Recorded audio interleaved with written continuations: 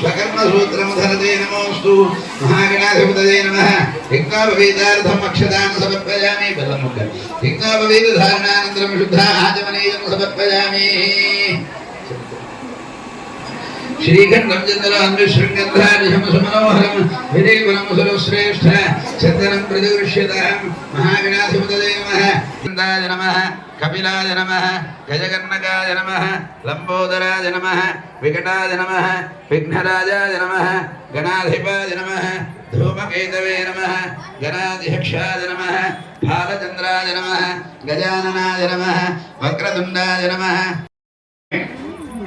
అర్థమైందమ్మా. చాలా మంది అబ్బో బంగారయ్యప్ప అంటే అర్థం ఏంటి? మన మనవన్ని మనం గట్టిగా కావు వేసుకుని ముద్దులు పెట్టేసుకుంటే మా బంగారం అని చెప్తామే. అలాగే మన అయ్యప్ప స్వామిని అలా మనసుకి హత్తుకుని బంగారయ్యప్ప అని పిలుస్తాం. మా బంగారం అని అర్థమై ఎంత అదృష్టం అండి, ఎంత అదృష్టం అండి తల్లి. ఆ తల్లి అనుగ్రహం అంటే అన్నీ ఉన్నట్టే. అమ్మవారి దర్శనం చేస్తున్నారు ఇవాళ.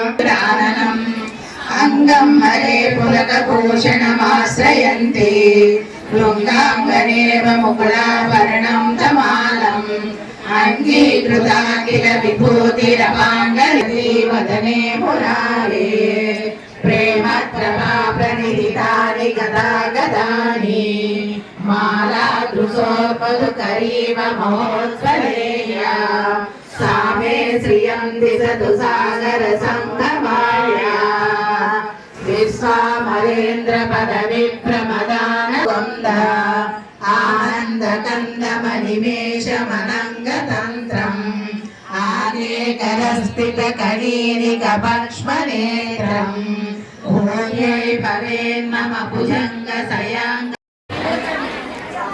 మా సందులోకి వెళ్తున్నాయి ప్లేట్లు పూజా ద్రవ్యాలు ఇవ్వండి.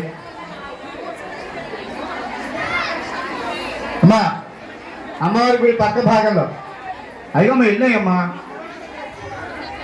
అమ్మా ఫోటోలు లేకపోతే పసుపుతో అమ్మవారిని చేసుకోండి. ఫోటోలు లేకపోతే పసుపుతో అమ్మవారు చేసుకోండి. ఇంకా సంతోషంగా ఉంటే ఒక 300 ఫోటోలు 500 ఫోటోలు స్పాన్సర్ చేయండి.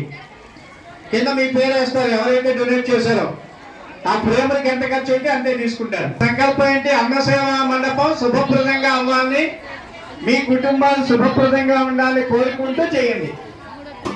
స్వామివారి దేవాలయంలో సంకల్పం చేసిన ఈ అన్న కుటుంబాల్లో ఏ లోటు లేకుండా అమ్మవారి దీవెనలు ఇవ్వాలి. అది ప్రధాన సంకల్పం. ఇవాళ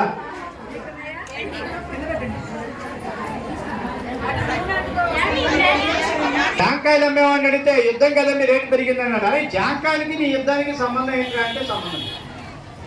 జాంకాయలు అమ్మేవాడు కూడా రేటు పెంచేశాడు. అది అలా ఉంది పరిస్థితి. అంతే.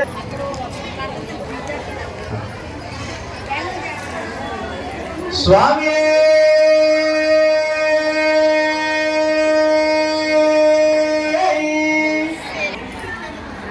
5 నిమిషాలే.